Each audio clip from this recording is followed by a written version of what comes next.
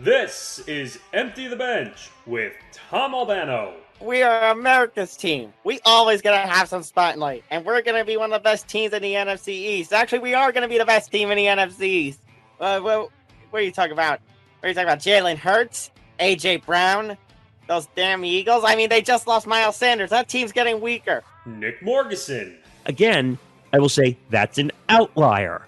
What Jimmy Haslam did. The Browns are an outlier. They will and always will be an outlier. Because, I'll say it one more time, the Browns are an outlier. No one cares what the Browns do.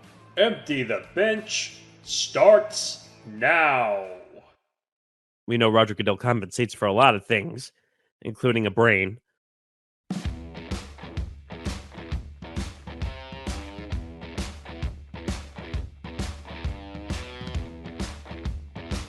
Yeah, talk about compensation.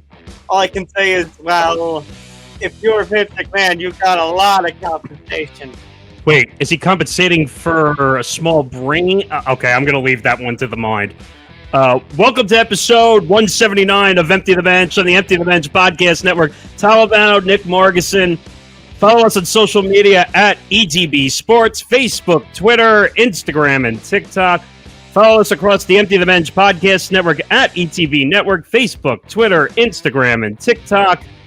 Follow us on YouTube, youtube.com/ETB Network. Excuse me. I'm having a brain freeze. It's been like that the last couple of days. ETBpodcast.com for our website as well. We just had a new blog go up there from one of our hosts, Hank and Dichter, on NHL arenas. Go check that one out as well. All right. We have a lot to get into this week. I feel like the show always has a lot to get into. I mean, we don't have a lot in terms of, the quantity of headlines, but the depth that they can go into, yeah, there's a good lot of that we could be diving into. We're diving into a very deep pool this week. You know what? I actually like the major topic for this week, but I'll save that one for a second. We're going to get into a lot. The NBA and the NBPA agreed to a 7-year collective bargaining agreement. I did not expect this. I thought this one was gonna drag out. Well, what's more surprising, the deal or that it got dumped at like almost 2 a.m.? Yeah, a little inconvenient for us people who work day jobs. Also, Angel Reese, and Caitlin Clark taunting each other. One play for LSU and other for Iowa.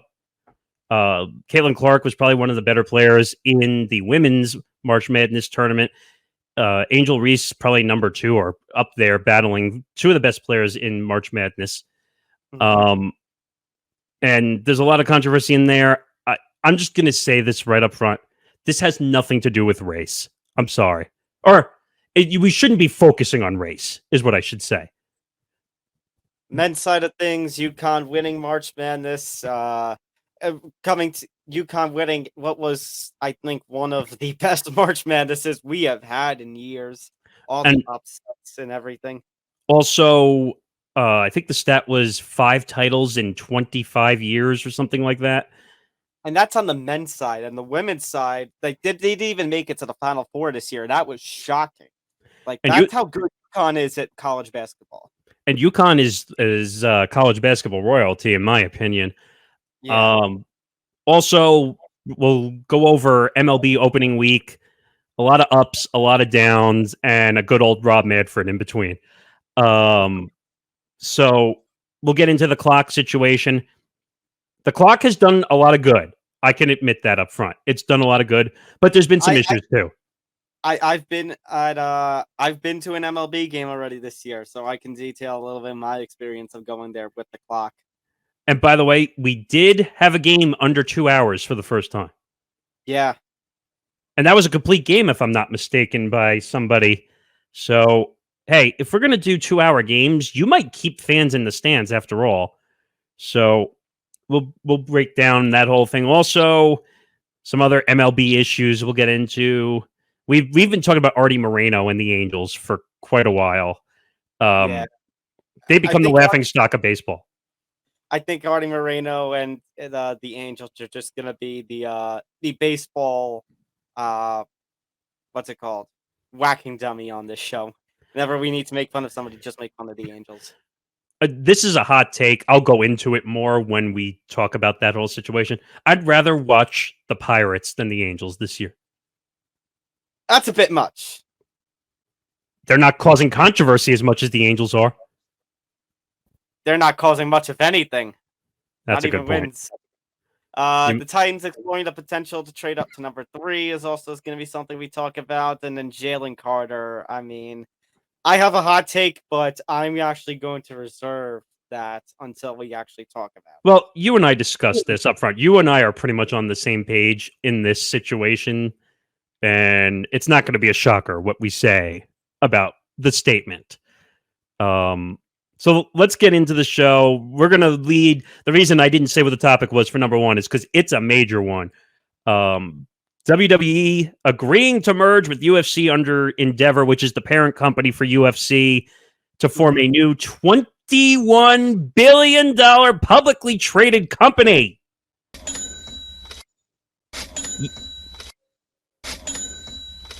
Yep. Give me the money.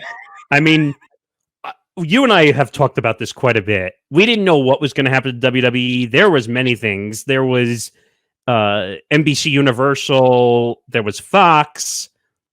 There was they were all over.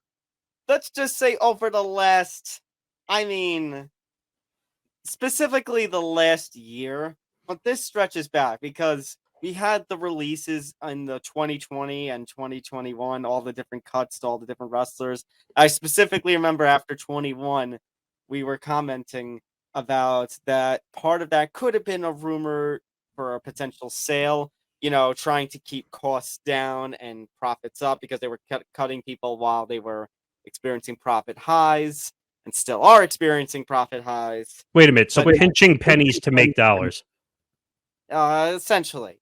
But then, of course, we've had, over the last year, controversy under one person who I just imitated during the money sound effect, Vince McMahon. Of course, you had basically, over the last year, you saw his daughter, Stephanie McMahon, stepping away at one point. Her husband, Triple H, real name Paul Levesque, who had a bit of a role, when it came to the developmental system for years now, had his heart issues, and around the time he had the heart issues, Vince basically went, "You know something, pal, give me that." And Vince was basically being greedy. Vince. Right, Vince. And you have, of course, dips in morale around the time of Royal Rumble 2022. That wasn't really discussed much in this, but as somebody who is on the inside of all the wrestling and UFC stuff, UFC news following, morale had dipped in around 2022. People were unhappy, ratings were sagging. And then, of course, in June of 2022, I specifically remember this date because I was grading state exams at school. A bomb drops from the Wall Street Journal that the beginning of the hush money accusations. And the next month, Vince McMahon retires, and Stephanie comes back. Nick Khan, she and Nick Khan are co-CEOs. Triple H is the head of content. Yeah, retires, and you see how that lasted because in January he pulls the power play. He's still the majority stockholder, so he says, "You know what? I'm back." And well, he was a figurehead. Well, basically what he did was he kicked members out of the board of directors who he knew wouldn't vote for him, and he magically unanimously got voted back in January. Well, who was the name of that guy that was responsible for whatever? That's the guy he kicked out. You were telling me that he had a relationship with one of the guys that he kicked out from the board. No, not so much. It wasn't so much about that. It was that person resigned. I forget their name because they were the head of the internal investigation into his misconduct, into his hush money accusations. Oh, you mean the millions of dollars that were going to all these women because he couldn't control himself? Exactly. I mean, but But again, right after that, shockingly, magically, he got unanimously back voted into chairman power, Well- and also because he said, all these rumors about a sale, as a majority shareholder, I will block it if you don't bring me back. Well, right, because he probably owns. If I had to take a guess, he probably owns more than 50% of the stock. So that's all that matters. We will get into the structure of the new company in just a little bit. Well, like we said here, Endeavor, which is the parent company of UFC. Mm-hmm. So now you could say technically, well, I don't know, can you technically say the UFC owns WWE? It's a very, very weird thing to say because in one form, yes, and in another form, no. So Endeavor had purchased the UFC from its parent company, Zuffa, back in 2016. That was right after UFC 200. That was right before Connor's second fight with Nate Diaz. It was for $4.2 billion. Wow, And they got value for that. Whew. I was going to say, the UFC under Endeavor is now worth $12 billion. That's insane, by the way. And the valuation of WWE at the time of the merge is $9.3 billion. Hence why the $21 billion. Wait a minute. Just because I know a little bit about the financial sector, I'm not an expert by any means, but I love when they put valuations on companies. It doesn't have to be UFC, WWE, or a sports franchise. Just be a business. And they just skyrocket a value that they put on a company just so they could say, it's worth this much. Well, what's interesting is that in the reports in the months leading up to sale, Vince supposedly put the price tag of WWE at $9 billion. Which I thought was insane, to be honest. I don't know if it's worth $9 billion. It's definitely worth maybe $4, $5, $6 billion. But $9 billion? Whoa. And I think I should also say, shout out to, I think, who is the best journalist on the wrestling side, Sean Ross Sapp over at Fightful. He and Jimmy Van is the founder of Fightful, a couple of other properties as well. They actually have done a number of streams this week. I mean, obviously, we just had WrestleMania 39, so they were obviously doing reaction streams to that, reaction streams to the Raw that followed and such. But Sean and Jimmy have been going, they have been really pumping out the content and trying to break down the situation with fans, especially Jimmy when it comes down to this stuff, the money stuff. So I followed Sean, by the way. He actually is really on top of his game with that stuff. Sean is actually the one who, if you remember the rumors about WWE being sold to the Saudis, Sean was the one who said, whoa, I never got any confirmation on that, and basically disproved the story. I remember that because everyone was panicking up the wazoo about their jobs and what was going to happen and all that stuff. And I remember Sean say hey, hold the phone here. We don't know what's going on. Maybe you shouldn't jump to conclusions. Mm-hmm. So here is basically how, because what's going to happen is you're asking about, does Endeavor own WWE now? Essentially, but what's going to happen is on the stock market, they're going to form a new company. Now, I saw the name, by the way. Is the name's out? Well, that stupid thing they're going by on the stock market. Oh, the ticker. So we're recording this on the night of Wednesday, April 5th. As of this moment, we do not know the name. Knowing our luck, by the time right before this show goes out on Thursday, they're going to drop the name. But under the ticker on the New York Stock Exchange, they're going to go by TKO.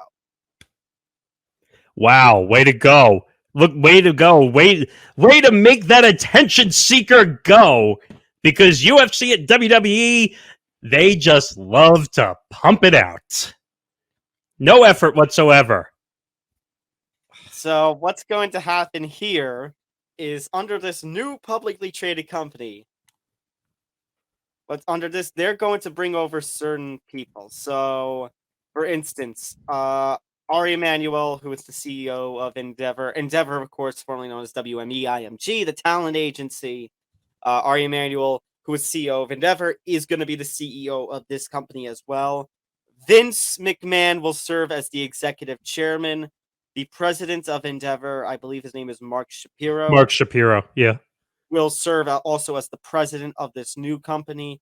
But what's going to happen now is according to the reports and according to the announcement Endeavor made on Monday morning, the UFC and WWE will still act as their own properties. Entities. Dana White will still be the president of the UFC. His role will not change. Nick Khan, who was the CEO of WWE, will now be the president of WWE, with Triple H still serving as the head of content. I'll get into why I think that's a little bit BS as of right now. I think I also said this on MMA Outsiders. It's funny that Zan and I spent about 25, 30 minutes talking about this, but, for the UFC side, I don't truly think this means anything. It means nothing. I think this is going to be business as usual for the UFC. Dana White's still the president. They still have UFC 287 this weekend. The only thing that has really been the reaction of UFC people is, number one, the crossovers, and number two, certain fight fans going, we have to be associated with that fake fighting stuff. Please. Hey, that probably makes their brand actually go up in value, to be honest. Also, Brock Lesnar, anybody? Run with the WWE, run with the UFC where he's UFC heavyweight champion, back to WWE. Ronda Rousey going from UFC, where she was a champion, to WWE. Matt Riddle, former UFC guy in WWE. That's what I'm wondering, because now that they're technically together, because in the past, Vince and Dana both had rules. Hey, there's no crossing brands. Is this now an opportunity to cross brands? Well, you might have seen in the last few years that certain MMA fighters, once their careers are kind of done, they'll go and cross over. Although you were talking about crossovers, I mean, Daniel Cormier was the special guest referee of a main event match at the October Extreme Rules event. But is that the same thing, though? Oh, you were talking about actually physically getting involved. Right. Yes. I don't know. I guess not, but I was going to use more examples. On the AEW side, obviously WWE competition, two different companies, but over the last year, you've seen members of the American Top Team, Paige Van Zandt, George Masvidal, showing up there and partaking in segments there. Also, the WWE in the late 90s had certain names like Ken Shamrock and Dan Severn, who were two of the, OG guys in the UFC, two of the legends. And Ken Shamrock actually went back to the UFC briefly after the WWE run. So my point is that those who are saying, I don't want to be the UFC to be associated with that fake fighting stuff. WWE's fake. Yeah, it's crossover. UFC and WWE, mixed martial arts, has roots in professional wrestling. Dare I go back to the 1970s when Antonio Inoki, the New Japan Pro Wrestling legend and president, and Muhammad Ali had a fight over in had a mixed rules fight in Japan. See, this is not a surprise to me. I mean, people are like, I don't want crossover. Listen, the WWE has a large fan base. If the UFC fans would be bullshitting if they didn't want crossover to build a brand to be bigger. And the same thing for WWE. UFC has a market, a large market that could help WWE grow. I mean, Nick, we've seen him tease about and joke about it. I know he's had some harsh words about WWE in the past, but we saw him championing the deal as early as Sunday when the reports just came out, but not the official announcements. If you saw Conor McGregor on WWE TV, would you be surprised, and would that not help the WWE out tremendously? Well, I asked you the other day when I saw the tweet from Conor McGregor, 21 billion. Like, first of all, I don't know how he gets that news before everybody else, but he's obviously well connected. Well, the report had originally came out. The report had came out about the deal from CNBC on Sunday. I think it was Alex Sherman was the name. Now, NBC is a partner of the WWE's. that because CNBC and Universal, of course, NBC Universal owns the USA Network, where Monday Night Raw is broadcasted every week. So that was a legitimate report, and it kind of tipped the hat about, oh, tomorrow there's going to be news about this the merger here. You know what I could really see? I could see an event. Now, this would be too logical for the two brands, but I could see a UFC WWE headlining event with McGregor and oh my god, you just said her name. No, Ronda Rousey. Where McGregor and Ronda Rousey are headlining this thing. Are you suggesting a WWE UFC mix, like the first two fights are in the wrestling ring under WWE rules? The next one, there's a cage, and yes, absolutely. That would be nuts. It will never happen, but it would be nuts. No, because that's too logical. That's why. Nick, could you imagine the pay-per-view price on that thing? Oh, it'd be like hundreds, thousands, maybe. But just think, no, and you know what that would have to, and this is never going to happen in my wildest dreams, but they would have to top that with some kind of like stare down trash talking battle between Vince McMahon and Dana White. Nick, I know you're not an MMA connoisseur, so you're probably not going to get this joke. Zan, my buddy Zan, probably will. This is some Ryzen level BS that you're spewing out right now. I've actually heard that joke. Because Ryzen, for those who don't know, Ryzen is a Japanese MMA yes. that does a lot of crazy stuff, let's say. But you guys talked about the Japanese ranks. I remember I forgot what you covered, but I just remember laughing. Yeah. Did a New Year's card, I think. Because I was laughing at some of the stuff you were saying they were doing. I just remember like the shark stuff and whatever you were talking about. But I want to see a UFC, WWE merger event. Let's get Ronda Rousey. Let's get Conor McGregor. Let's throw some chairs. You know what? Let's bring a bus back so Conor McGregor can throw a chair through it. So the headline would have to be a wrestling WWE style match between Vince McMahon and Dana White. Now, that's right. Let us know out there in the comments who you think would win a fight, Vince McMahon or Dana White. Dana White. Really? If we're talking about pure like fight, like street fight, fair skills, Dana White. I mean, I don't know if I actually want to see Vince McMahon in a ring again, considering the fact that you have to see the way that he sold the Stone Cold Stunner back at WrestleMania 38. He basically fell over himself. The guy can barely walk at this point. But you know what makes it great also that they're under the same brand, that the two of them are showmen. That's what makes the goal here. And that's actually something that they were kind of teasing in a CNBC interview they did on Monday. Ari Emanuel, Vince McMahon, and Dana White, they all fit kind of the same personality. They're all, like you said, showmen. They are brash. They don't take crap from anybody. I mean, one thing I would say also, they need to do more promotional content, even if they're not doing the same events. Can you imagine if Vince and Dana even put out like a 2-minute video on social media? How wild that would be. Well, you say, I don't know if Vince and Dana would ever do that. Vince tries to not be on screen as much these days because he's old.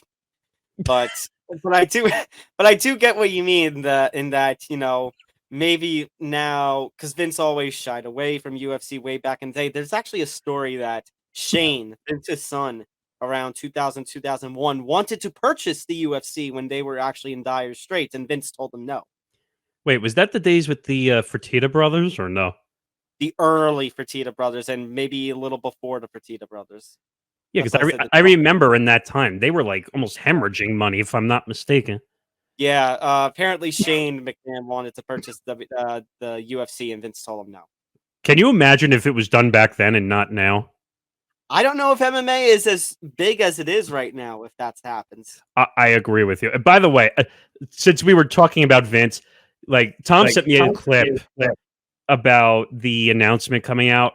No joke, I didn't realize that was Vince McMahon in the video, the way he looked.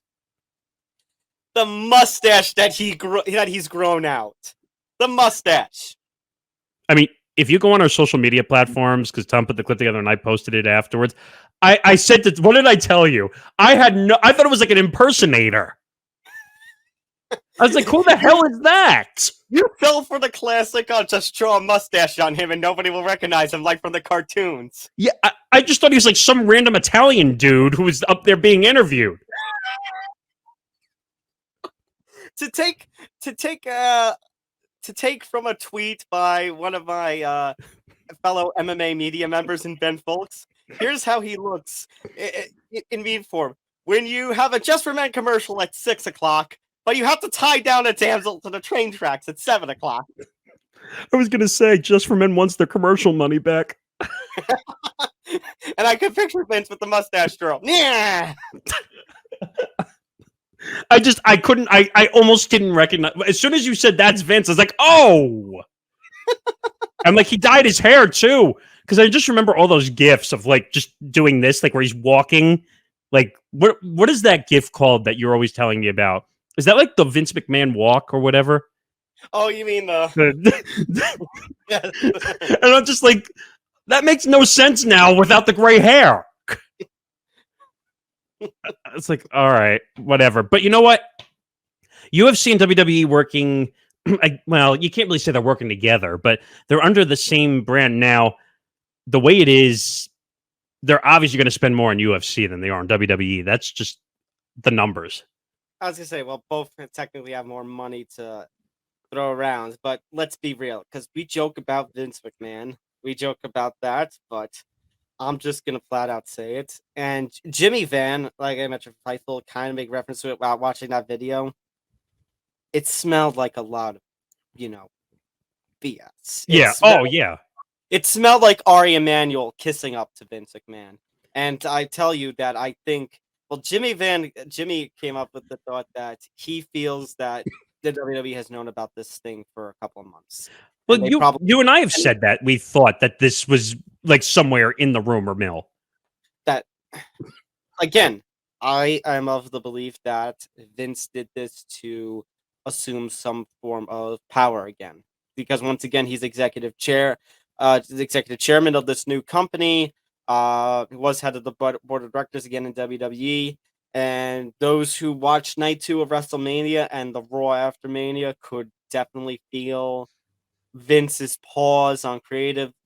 Sean had reported of Vince doing his Vince thing for the last few years of 6:30, 7 o'clock, so about an hour away from Raw going on the air, and he does this to the script, and the writers have to come up with a whole new episode with like 1 hour, or even as the episode is airing, because Vince is 77 and is senile and doesn't get what wrestling is anymore.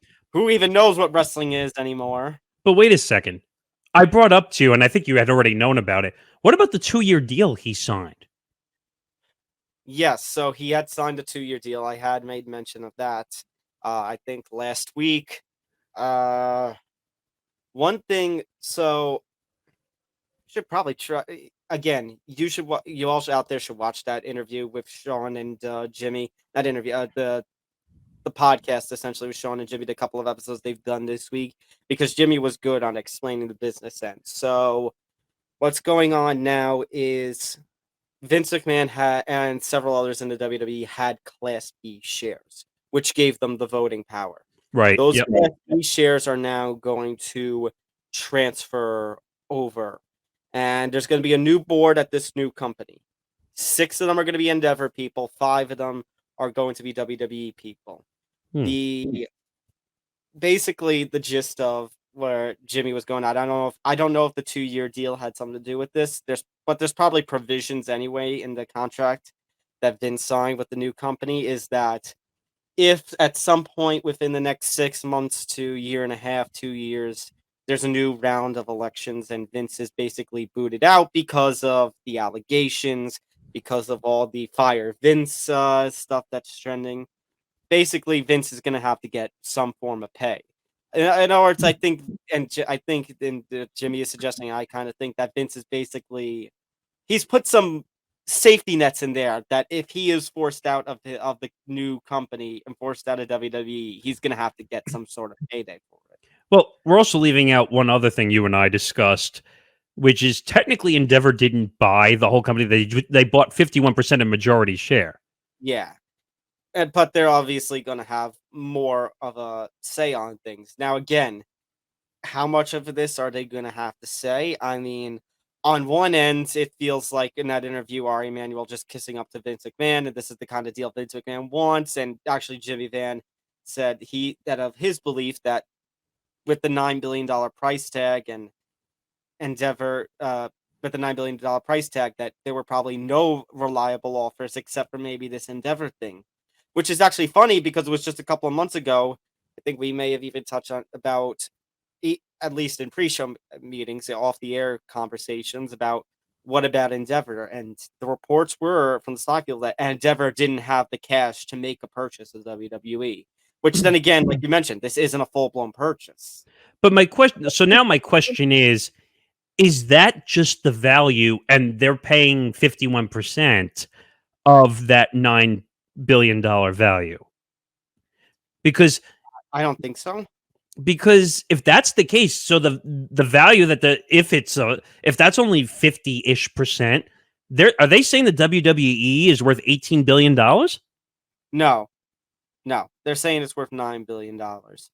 I think it's gonna be more along the lines of, like you said, UFC and WWE are both gonna be under that, because the other end I was gonna say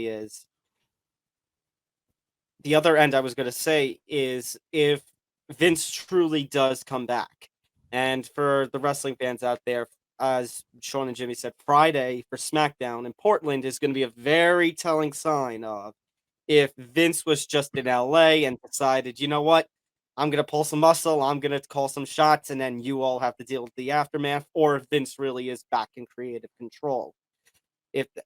Because my thing was going to be, and Jimmy's thing was, when it comes to if the ratings go back down upon Vince's return and attendance goes back down, Vince for once, is going to have somebody to answer to, because obviously we say, oh, he'll have to answer to sponsors or to some or to the networks that he's in charge of, but ultimately Vince was just going to be Vince because the WWE is a big global property. They're obviously they would get any sort of TV deal and stuff, but now he actually has a boss. Now the top of WWE, yes, while technically being Vince McMahon, WWE being an Endeavor property, Vince McMahon has to answer to Ari Emanuel, we would think. Right, because technically they made the buying purchase of WWE, so all the deals have to be cleared up top. Right. My question, well, a few things. One, they were talking about the whole Fox deal situation, that whoever bought the company has to deal with that situation too, right? I'm sorry. I had a message. Can you say that again? So technically, whoever bought the WWE had to deal with the Fox situation, like taking on the deal. That's a thing. So now that WWE has been, for all intents and purposes, sold, now WWE, because the TV deals expire in October 2024. That's when the next round of TV deals is supposed to be for WWE. They like to do everything in a year in advance because obviously they want the negotiations and the price tags and everything, because they don't want WWE without a TV deal. They're like, once one TV deal expired, they go into the next one. So now that the WWE, like I said, has been, for all better purposes, the word sold, now they get to worry about the TV deals. So now, didn't Fox pay like $1 billion for SmackDown back in like 2018? Oh man, they broke the checkbook open essentially. And I'm not sure if they, on one hand, Fox, I think with SmackDown is constantly in like the top 5 in network television, or top 3 rather. On the other hand, I don't know if they're necessarily getting their money's worth, so I don't know if Fox is going to re-up. Now, but now it's going to get interesting in that, the question, because we have the UFC and their kind of deal that they have, and now WWE sold to Endeavor. Does ESPN try to get in to nab at least one of the shows? Now, WWE? does ESPN get involved to land one of the WWE shows? Okay. Because remember, ESPN has the UFC. They have the UFC on lock for I think till 2025, and who knows if that gets re-upped. And I honestly think, and Zan even mentioned on the recent MMA Outsiders, he thinks the UFC will get re-upped by ESPN. Oh, I think that's not without a doubt. I mean, like UFC is a cash cow for ESPN in a lot of, even though a lot of it is ESPN Plus digital content. A lot of people watch on ESPN Plus. Right, and don't forget something, Nick. We're about to get into the summer months when there's no college sports, there's no NFL, there's no NBA, no NHL. You have MLB, but that's only Sunday, a couple of times during the week. Saturday's very freed up.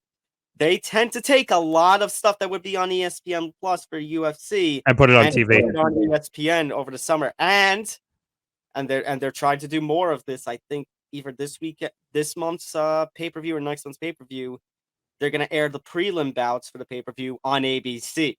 Well, my one question is, and I think you've answered this for me before, but I can't remember.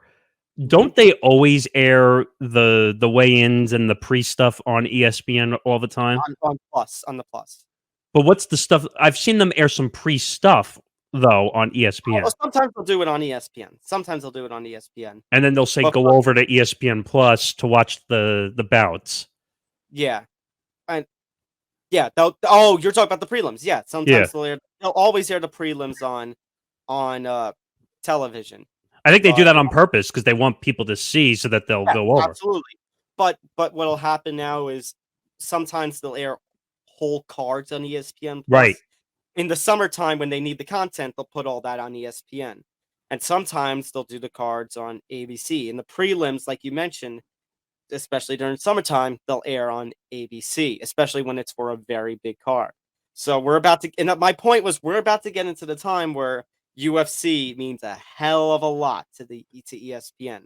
My point was that, I mean, if you look at the two TV deals now that WWE has, Monday Night Raw airs on the USA Network. Now, with the exception of about a 5-year period where it was on TNN, which turned into Spike TV, Raw has always been on the USA Network. NBC, Universal, and WWE have always been like this. You know the story of Vince McMahon, the creation of the XFL, that what's his name from NBC was his business partner. Oh, I know who you're talking about, and I can't remember the name. But for the XFL? Yes.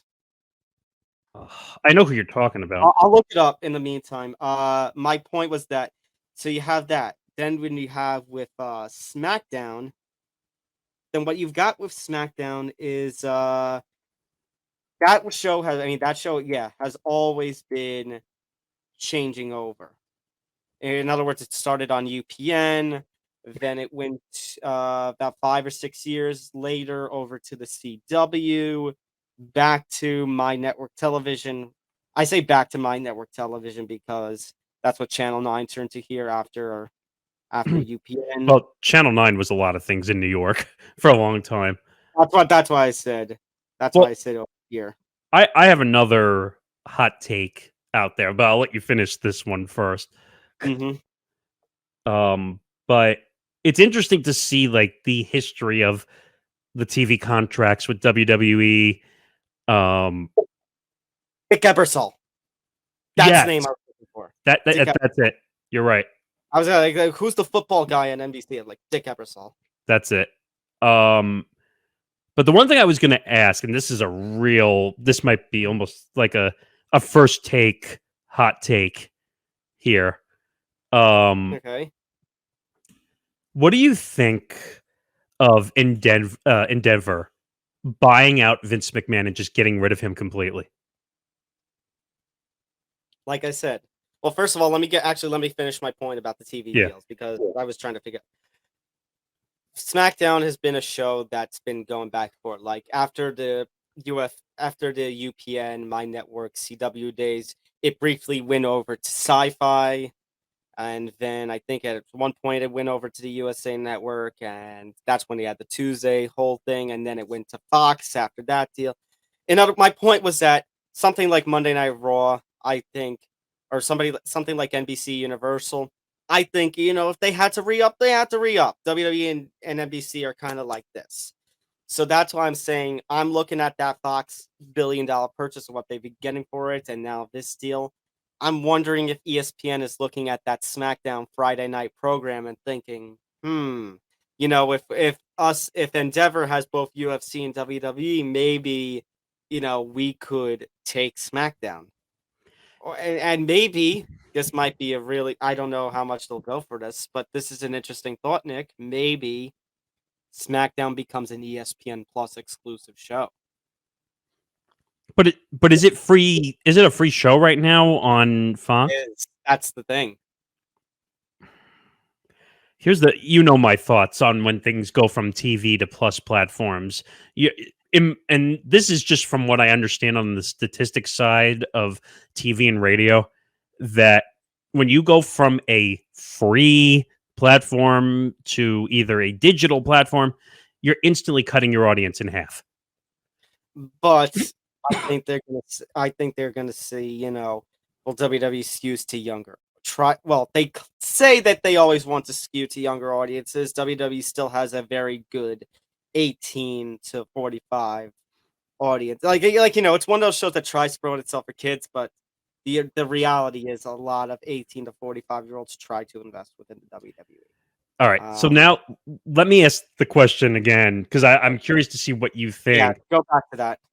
So what do you, I know, and like I said, I think this is more hot take than anything, but what do you think about Endeavor buying out Vince McMahon and just getting away from all the headache that he could cause?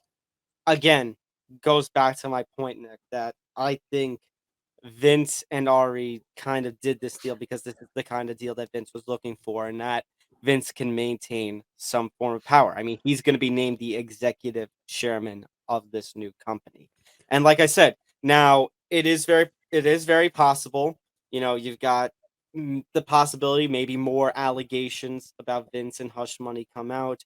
You have all the negative feedback from fans about, the whole fire Vince thing, that they don't want Vince back in creative, that they've enjoyed the Triple H era that's been going on since SummerSlam of last year in terms of that television. You have the fact that the new company's directors, only 5 are going to be from the WWE side, which means Vince has to win over 1 or 2 people from Endeavor. So in other words, there is always a realistic possibility. Now, is it going to be immediate? No, it's probably going to have to. And we say all this, but keep something in mind, Nick. This deal is not technically official. It's going to have to go through all the different filings and stuff. Probably the SEC is going to have some form of look at it. You have actually a law firm that is going over to shareholders and saying, I don't think you're getting your money's worth because you should be getting 100 something per share, and instead all the shares are going to be transferred over with the 49%, and saying, a law firm trying to issue a class action lawsuit, which, by the way, I'm going to actually try to get the name of this. That's not a surprise. While you're looking that up, that's not really a surprise. Who's really surprised? Oh, we're fighting over money. I mean, when it comes to an ownership distribution change. I mean... Yeah.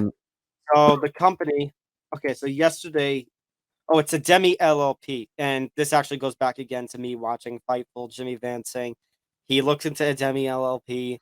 This is not the first time that these people have done some form of class action suit after some sort of merger, and, well, it's technically, like you said, it's whenever there's some sort of merger, this is the kind of thing that happens, some sort of money grab, so I don't think anything is going to come of that, but like we said, what happens if maybe 1 year after this deal becomes official, and it should become official later this year or by maybe February 24 at most?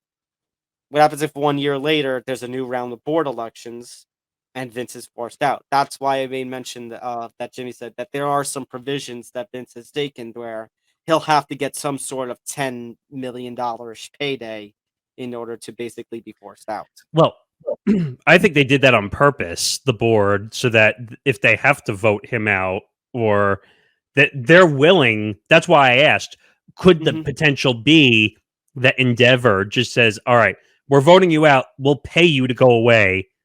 And I we think can deal with this better. And I think both Endeavor and, well, I think both of Ari Emanuel's company and Vince McMahon are well aware of that. I think Vince did Endeavor because it was probably the only suitor that was going to allow him to stay in power, but they had the precautions there in that, if Vince has to go, then he has to go. I mean, to be honest, and you could disagree with me on this, but Okay. I think Vince is destroying the company. Nick, you're not wrong, in my opinion, and probably in the opinion of thousands of professional wrestling fans across social media.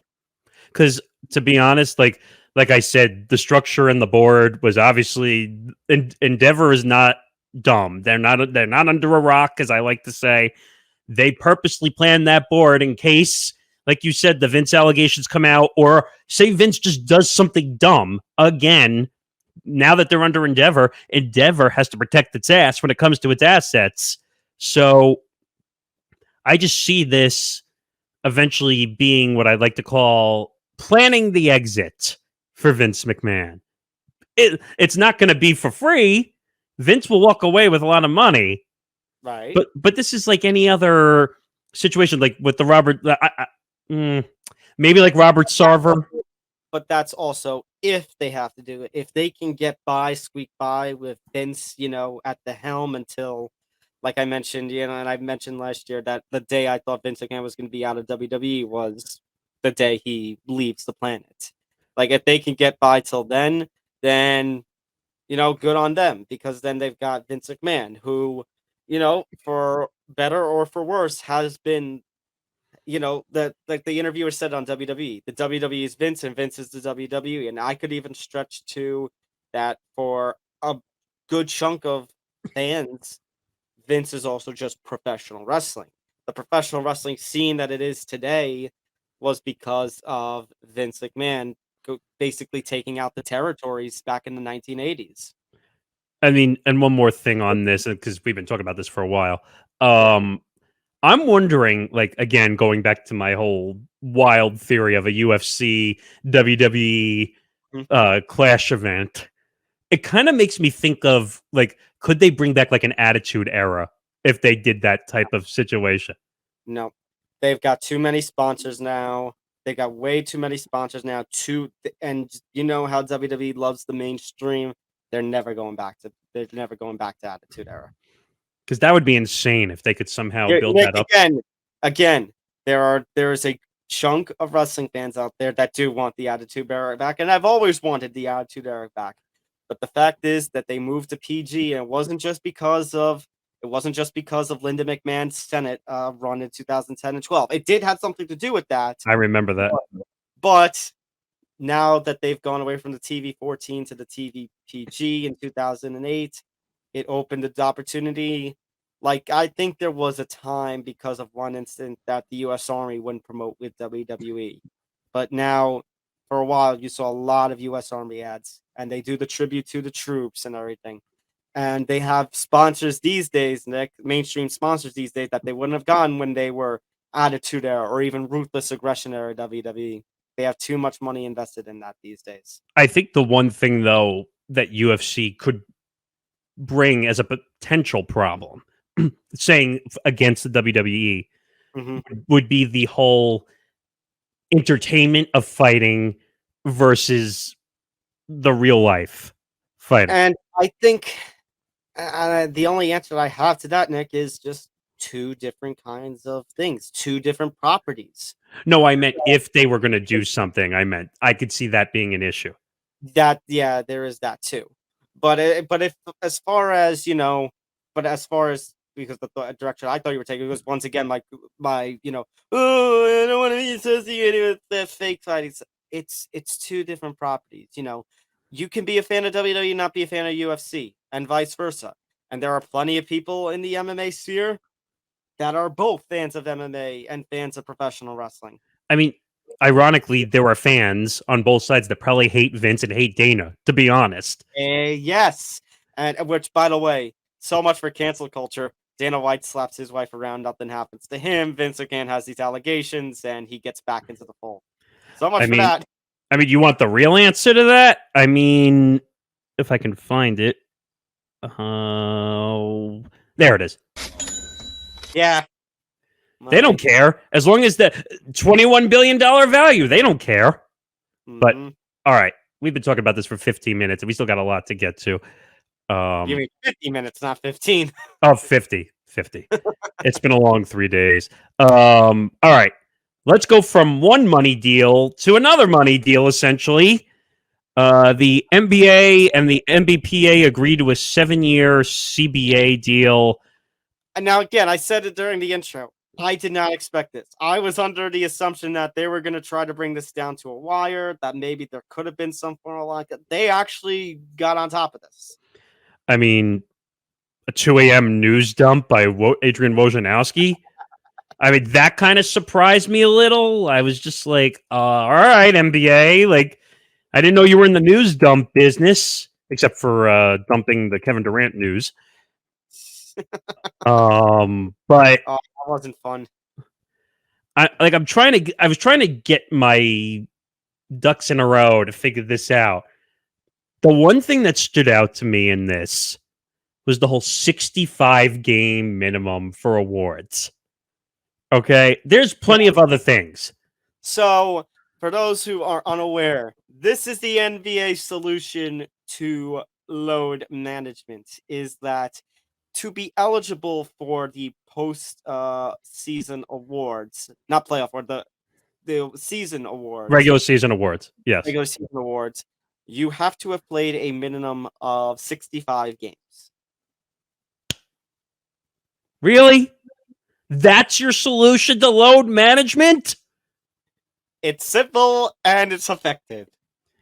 Damn it, where is the that one?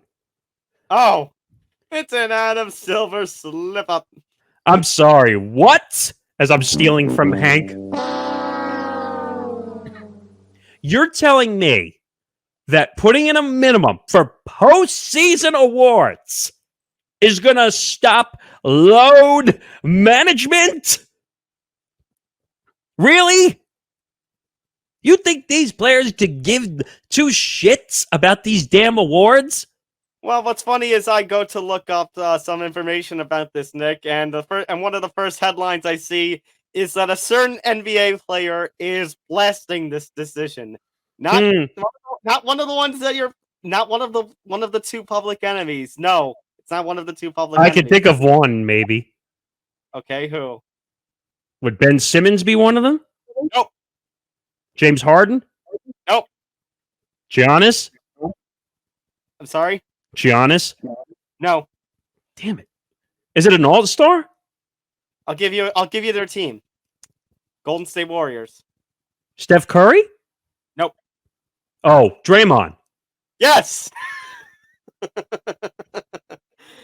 Draymond Green is not happy about this.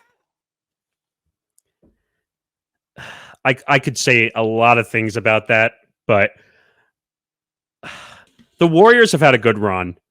Okay. That doesn't mean that you just pack it up, pack it in, don't play. Here's my issue with load management. You've heard me say this many times. You're screwing the fans. They don't care. Do you remember? I don't know if you remember this from last season. Do you remember the fan in Denver when, ironically, the Warriors were playing in Denver against the Nuggets and was looking forward to the one game they go to a year to see Steph Curry play, and that fan got destroyed because Steph Curry wasn't playing? And then the Warriors and Steph Curry basically had to make it up to the fan and bring them to Golden State? Well, the one thing, and I'm looking around, Nick, and I'm not seeing an answer to that's a legitimate question is, what happens if, so now, let's do some math here. 82 minus 65, that's 17. Okay. What happens if, let's take Giannis, all right? Giannis, for the first month of the season, balls out. He lands wrong while going up for a rebound, injures his ankle. He has to miss about a month. He misses 20 games. He comes back. He balls out. Season of a lifetime.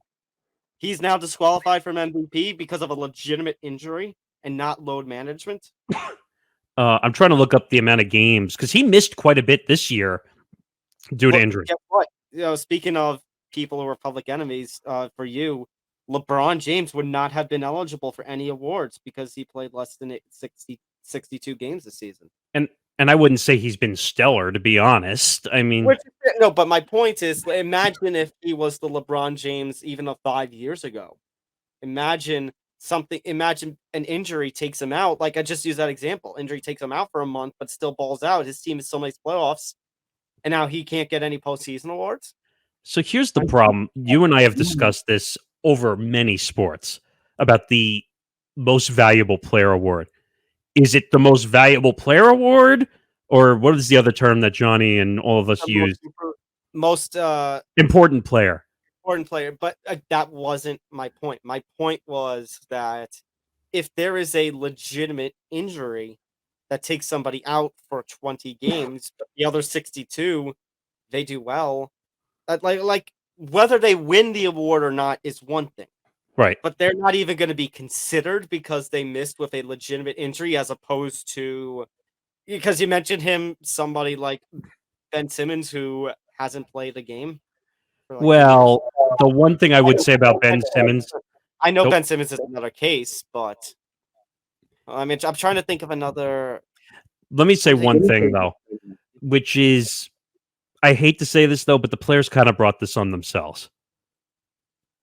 And the reason I say that is because they are legitimately sitting out games and they're not hurt. And they make a lot of money. And these fans pay a lot of money for these tickets. And they're not getting to see the stars that they're paying to see. So, but it's not going to matter because load management is going to happen. And you know what the players are going to say about this rule? Fuck you, Adam Silver. We don't care. Fine, take the awards away. We're still going to make our millions of dollars. We don't care.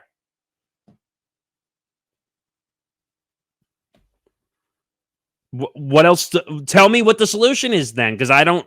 Or what do you think would be the solution for load management? Because I can't really think of any. It's going to happen regardless. Mm-hmm. No, it is. It is, and it's going to be, like you said, it's going to be a problem when it comes to fans who want to go to games. Like you mentioned, that Spurs fan sticks in my mind. Yes. I mean, the only thing I can think of is that, like what happened with the TNT game with Miami and the Spurs. That might be the only, is that if you have a national game, you have to play. Unless a doctor, and this is going to get really ugly if this has to happen, where you have to get proved by doctor's clearances. Oh, you get like school, you got to get a doctor's note.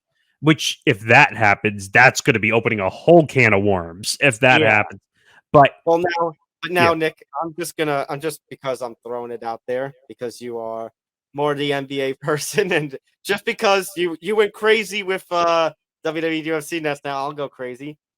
Let's borrow in what happens in a situation where, I'd say if we put that rule about the national game, if you're a national game, you have to play. Then are we also forcing in to borrow something from the NFL when it gets to the end of the season, maybe flex scheduling?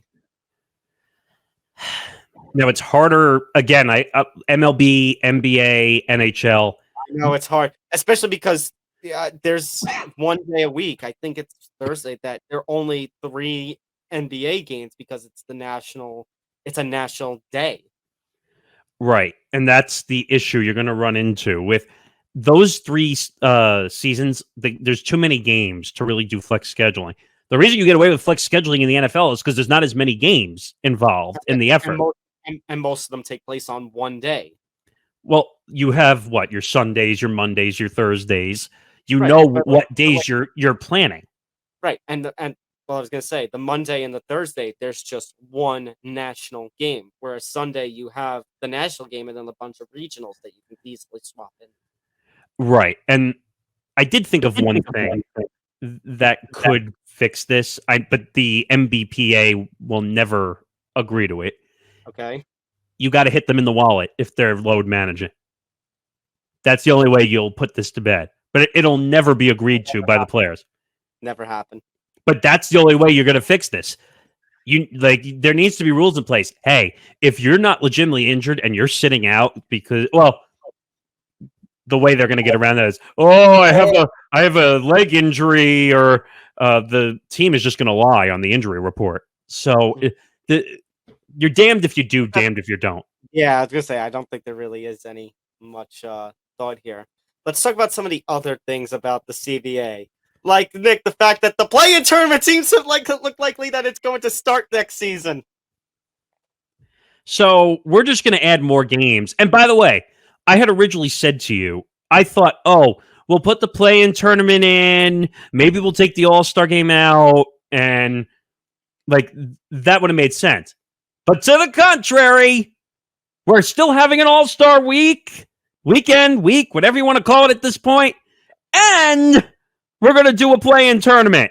Not the play-in tournament, in-season tournament. We Whatever. do have a play-in tournament already. Well, you know what I mean. In-season tournament. So we're just going to tire them out even more and pay them less. Well, it's like the NFL. We're just going to add another game or two. So this is not the official document I'm taken from, but this is a report on the CBA from a couple of days ago. The NBA in-season tournament is a new tournament format that will take place during the regular season and will include all 30 teams. Each franchise will play a series of games, kind of pool games, you could say, that will determine the 8 teams that advance to the knockout phase. But the final 4 are likely to be played on neutral ground, possibly in Las Vegas.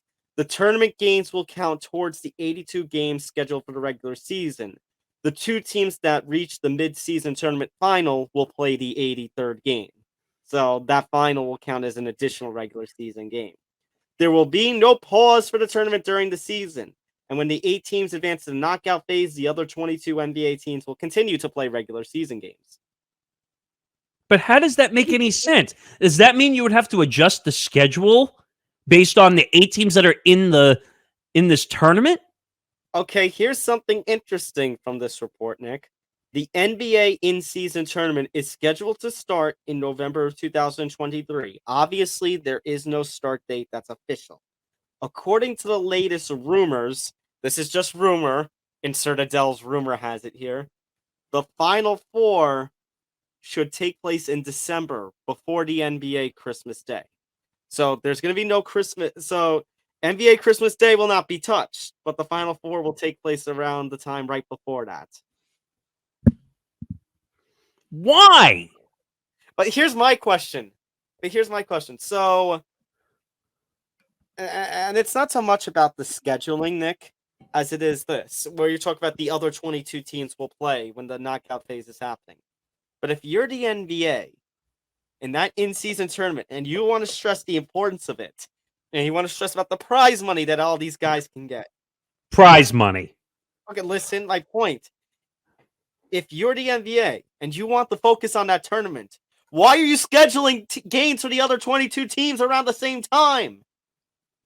Because God forbid they should make every single cent they have to make. Why not just take the 3 or 4 days, like the Monday through Thursday or something, and have the focus just be the Final 4 or Final 8 or whatever? Why? Excuse me. You have another issue, which I just thought of, which is local TV programming versus national TV programming. Also, Actually, that's true, because if they're going to count towards the regular season, basically, it's like, let's say the Knicks make it to the Final 8. It's like one game now where you're going to go to MSG and you're going to go, thank you. Right. But you just have an issue of, now, the only thing I can really think of why they're doing this, they want another TV partner. Maybe. Well, I was going to say the only exception I can think to that is something like with the NHL, where there are certain games that air on ESPN Plus for those that are out of market, but the in markets that get blocked out. So, like, if the Knicks make it to the Final 8, maybe the other 3 games you can watch on ESPN, but the local game, like the team involving your local team, you got to watch in your local market. So for us, would be MSG. I'm going to tell you right now, and I'm afraid they're going to do this. Oh no! They better not put this on an exclusive digital platform. Don't put it. the NBA in-season tournament on ESPN Plus. I have a scary feeling they're going to be like, we're going to put this on an exclusive digital platform, and maybe we'll pick one game every week, and we'll put it on a TV, on terrestrial TV, and do it that way. But I have a scary feeling like they're going to go after one of the digital platforms. I mean, ESPN's a good partner to them. Mm-hmm. I could see them going that route. Maybe they go outside the box, and maybe they find another network, maybe that they haven't worked with, just to do the in-season tournament. But it's such a joke. I thought the whole point, you're having a problem with load management. You're going to add more games? Is that really what you're doing here? You're adding more games. You're having a problem with load management. Well, technically, no. You're just adding one game. No, you're not. No, you're not. You're adding a whole in-season tournament. But and by the way, but it's going to count towards the 82 games all the teams play. Oh, yeah, because the players are going to be so incentivized to do that. I mean, what's next? Are we going to have players opting out of the in-season tournament? Oh, God, Nick, don't open that can of worms. Well, if you think about this for a second, our team's going to say, hey, I want my guys to be there and not get hurt in the in-season tournament so that they're there for the end of the year. Yeah. Sorry, but it's the facts of it. Now that you say it, it's going to happen. I'm just pointing out what the facts are, that, and maybe, and I hate to say this, but our team's going to purposely try to play out of the in-season tournament also. I wouldn't want to go that far. I don't know which teams make the in-season tournament. I don't know the exact rules of how teams qualify for the in-season tournament. But the other things, and those are some bad things, but one good thing I liked out of this deal was that they're actually trying to control the money spending of the top teams. Yeah, that there's going to be a second tax apron. Right. $17.5 million above the tax line. So this kind of helps even it out. If you think about it, this is kind of what happened when MLB introduced the revenue sharing, which made teams like the Yankees and the Red Sox and the Cubs and the Dodgers and the Phillies all pay the rest of Major League Baseball because they can't afford what those top teams pay. Yeah. So actually, I'll read the rules here, Nick, because I actually have the rules. The NBA is implementing a new second tax apron that will be $17.5 million above the tax line. Teams above that second apron will not have access to the taxpayer mid-level exception. They won't be able to trade away first-round picks 7 years down the road. They won't be allowed to sign free agents on the buyout market. They won't be permitted to send out cash in trades, and they won't be able to take back more salary in a trade than they send out. There will be new spending and trade opportunities for teams at the middle and lower spectrum of payrolls, including larger trade exceptions and new and expanded exceptions to the salary cap, which the salary cap will increase by no more than 10% per league year in order to avoid a repeat of the 32% spike of 2016. I like it. The mid-level exception values will receive a 7.5% increase, and the room exception will be increased by 30%. The luxury tax brackets will increase at the same rate of the salary cap. A new cap exception is being created to allow teams to sign second-round draft picks without having to utilize said mid-level exceptions. These are all good rules. The reason they're good rules are it evens out that you're no longer going to the Warriors every year, or like when the Celtics had a big three and they were winning, or Miami when they had LeBron and all that, and everyone was going to Miami on like random deals in the middle of the season. Players who sign veteran contract extensions can now receive 140% of their previous salary in the first year instead of 120. Players will be allowed to sign rookie scale extensions up to 5 years instead of 4, even for those who are signing less than a max. And Nick, this is one that you mentioned. teams can now have more than 2 players with designated rookie or designated veteran contracts. See, that whole situation about max amount of play, you don't see this in any other sport. You don't see, have you ever heard in baseball, oh, hey, we signed 2 max contracts. We're out of limit. We can't sign anymore. Well, didn't that played a role in the whole can we trade Kevin Durant thing or can we trade for Russell Westbrook thing, didn't it? Because Ben Simmons was the designated player. Yes, and stupidly, but it's just the way his contract was. Well, you can thank Philadelphia for causing that whole issue. But I just don't understand. The NBA should just allow teams to spend whatever money they want. Shouldn't matter. You're telling NBA teams what they're allowed to spend and what they can spend. You don't see that in MLB. MLB owners spend whatever they want. Go ask Steve Cohen about that.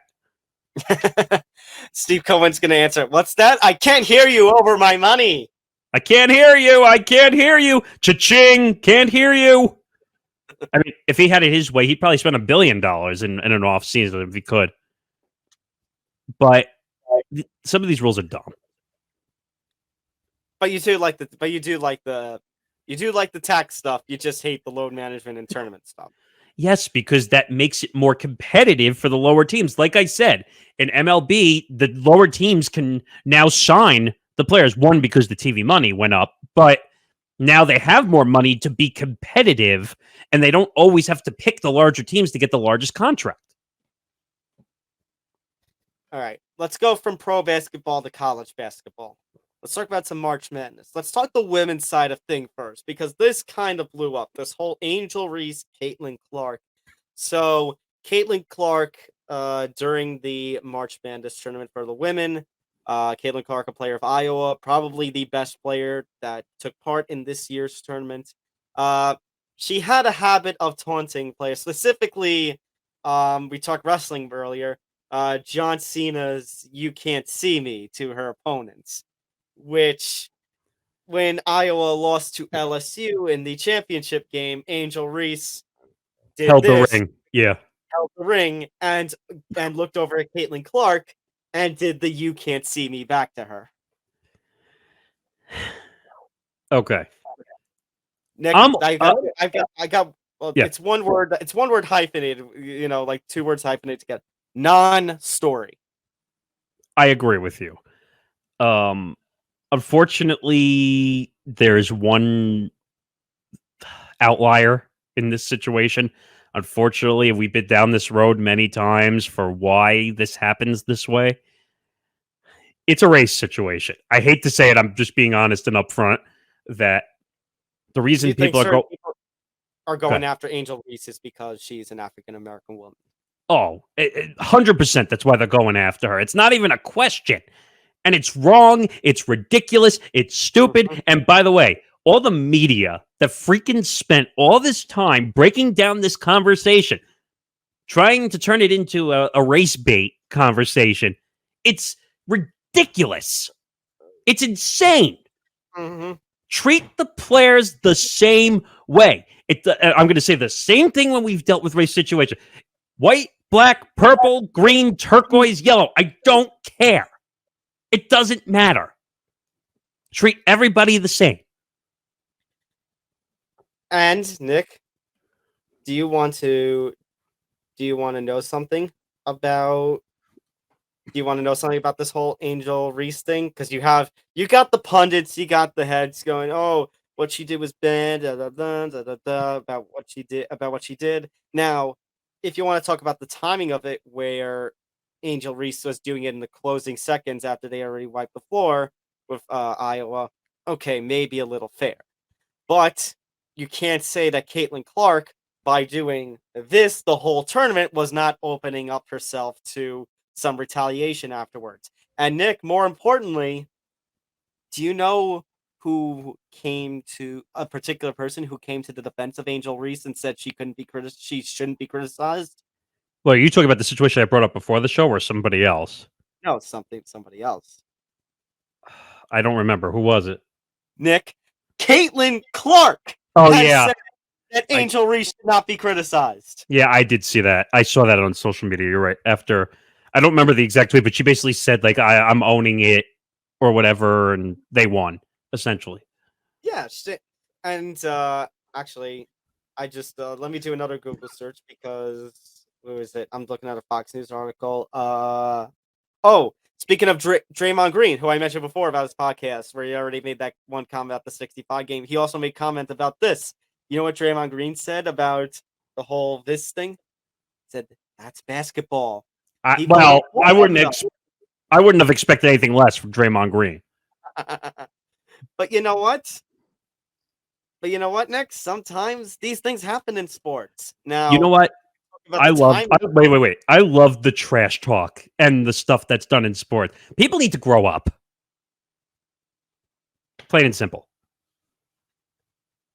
Now, obviously, there are obviously lines that you don't cross. But I mean, Caitlin Clark and Angel Rose, Caitlin Clark doing this to the tournament, Angel Reese doing this back to Caitlin Clark. But you know what? Like you just saw Caitlin Clark saying, "Oh, you shouldn't be criticizing Angel Reese. Proud of her. I'm proud of the accomplishment." Like you can have sportsmanship with just a little bit of trash talk in there. Like you can have the trash talk and still at the end of the day, go over to the other person and say good game or say you were the better man or better woman that day. Like there is that in sports. That's why I'm looking at this and I'm saying non-story. It is a non-story, and like I said, people turned it into a story because of the whole race baiting issue, which again is stupid. You need to treat and like you said before, Caitlin Clark has been doing this the whole tournament. Okay? So if you're going to criticize Angel Reese, you need to go back and criticize Caitlin Clark for everything she's done. That's her game. If you're willing to dish it out, you got to take it back. But again, when you've got Caitlin Clark saying that she wasn't offended by what Angel Reese did, then you know what? Then there's no controversy. Well, unfortunately, you could thank the media for this whole situation, turning it into a story, or better yet, fans turning it into a story. I was talking to Johnny Montalbano, our host on Game On, about this the other day. Networks and radio networks, TV networks were looking for what? No, what were they looking for? They were looking for content because it was a slow week. Well, I was going to say storylines, drama. Now, the one thing you were criticizing was Angel Reese laughing about, Jill Biden's comments about wanting to bring both LSU and Iowa to the White House? Yes. So there's a tradition of the White House. Everyone knows this who's a sports fan. Bring the champions to the White House. Well, except for when Trump was in the House and no one wanted to go, but that's neither here nor there. But every championship winning team goes to the White House. I don't have the exact comment that Jill Biden said, but she basically wanted to invite Iowa with Caitlin Clark and their team to the White House. Oh, they played so good. Let's invite them. And I was just like, huh? Like, what? That's not tradition. I know, yeah. So then, like, everyone was up in arms. And then Angel Reese, who I think is a really good player, I like her because she is willing to tell it how it is. But I feel like this comment was probably going to be taken out of proportion, if you know what I mean. Which she basically said, the headline says Angel Reese doesn't accept Biden apology after that whole thing went down with inviting Iowa and suggest LSU go to the Obamas instead. I mean, really? Like, what are you accomplishing with that comment? I don't know. The one thing I was going to say, Nick, was that going back to Caitlin Clark saying, "Oh, I wasn't offended," when after Jill Biden made that comment, was that Caitlin Clark actually said, "No, just like basically telling this First Lady Biden, thank you, but no, thank you. That's only for the winners." So Caitlin Clark has been taking a lot of this in stride. Which is weird because everybody else thinks it's Angel Reese versus Caitlin Clark, but it's really not. No. Again, non-story. No story here. And the reason it becomes a story is because we have to say all the dumb things that people are doing. And you and you've written in journalism, I've been in media for quite a while, and we've seen how dumb things get turned into stories for no reason. Absolutely. So the tournament was great. The tournament was awesome. Both sides. Again, this has been the best March Madness in years. You had LSU triumphant on the women's side. You had UConn, the men's national championship. The amount of upsets this year was insane. And UConn, again, like the fact that UConn wasn't in the Final Four on the women's side was shocking, but they went on the men's side. They are a powerhouse in college basketball. There's nothing else you can say about UConn. I mean, 5 championships in 25 seasons or 24 seasons, whatever it was. They are one of the most dominant teams. That's on the men's side alone. The women's side, right? Oh my goodness. I mean, unbelievable. I mean, some of the upsets: Purdue early on in the tournament, going out early.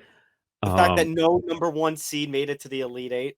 What was it? It was like a 5 and 2 9s and a 10 or something that made it.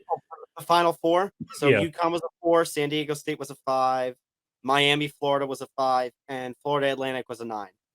So that's insane that a 1 didn't. I mean, Duke didn't make it. North Carolina didn't even make the tournament on the men's side. So it was, and they were talking about this whole thing with blue bloods and who is UConn considered a top elite college? Yes, they are a top elite college. Stop this nonsense. Seriously. By the way, give credit to San Diego State. By the way, because this is a tough road to climb. I mean, credit where it's due in that a mid-major actually made it to the championship. So don't trash the mid-major college basketball, because the mid-major college basketball can produce some of the most entertaining college basketball there is. By the way, if San Diego State had won this tournament, it would have been the first time since 1997 that a West Coast team had won March Madness. That's nuts to think about, that no West Coast team has won it in over 25 years. So, plenty of headlines. Also, Florida Atlantic, out of the blue, just the Cinderella of this month.